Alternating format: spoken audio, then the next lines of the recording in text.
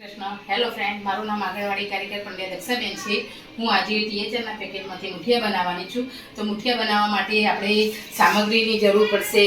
ચણાનો લોટ, THR mix લોટ, કોદરી, બાજરીનો લોટ, રાજગરાનો લોટ, કસૂરી મેથી, ઘઉંનો લોટ, ત્યારબાદ ડુંગળી, સરગવાના પાન, મીઠી લીમડીના પાન, અળવીના પાન, સમારેલી દૂધી, અળવીના પાન અને સરગવાના પાન વિટામિનથી ભરપૂર છે તે વધુ માત્રામાં લીધા છે.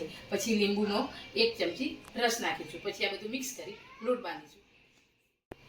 ચલો, તો આપણે આ બધું મિક્સ કરીશું. તો આ ટીએચઆરનો લોટ લીધો, કોદરી લીધી,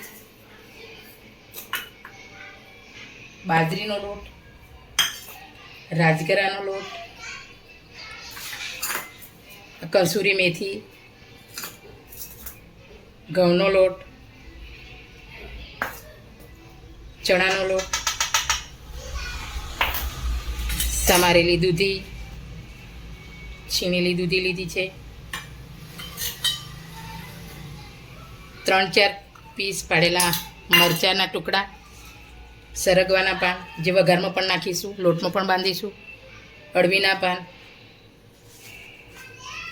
મીઠી લીમડીના પાન, ધાણા જીરું આખું, મોવણ માટે તેલ નાખીશું,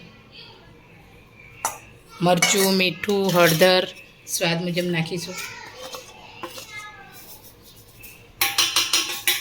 હવે આપણે લોટ બાંધીશું. બફાઈ ગયા છે. હવે એના નાના નાના ઠંડા કરીને નાના નાના ટુકડા પાડીશું.